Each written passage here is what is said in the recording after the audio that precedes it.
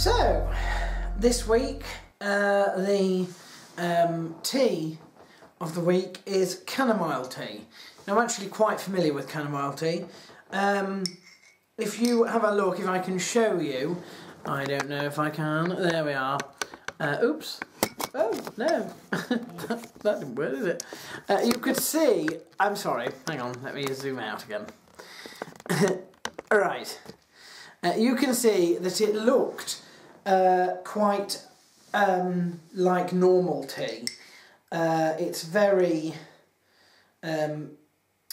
black in terms of like normal tea is black.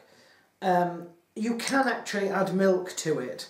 I don't, but you can. Its smell is extremely floral. It's very floral indeed. There's hints of like sawdust in it, but it's not like the nettles in terms of hay. It's much more flowery than that, and actually if you taste it, it has a very, very funny aftertaste. Now, I like it, but some people don't. It's not quite a minty aftertaste, but it's quite a strong aftertaste. Chamomile tea is very good at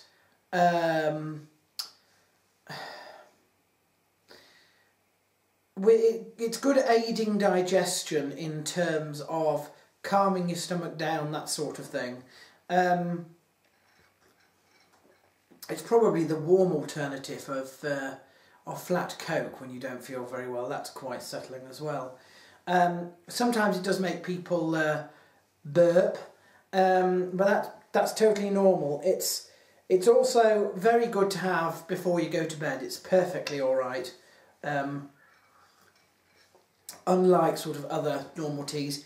It also infuses much quicker. So this one you can literally drink while it's sort of hot, really hot. The infusion mix that they have for chamomile is so much better than nettle.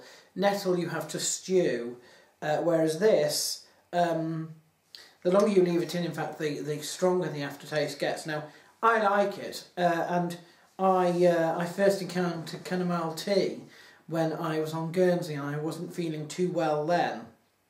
And they said you should have fish because it's good, it's easy to digest, and you should have chamomile tea. But they gave me it with milk, which there's nothing wrong. It tastes exactly the same with milk, and it looks more like, it just looks like white tea. Because it's so dark in its colouring anyway, unlike the nettle tea, which was basically green.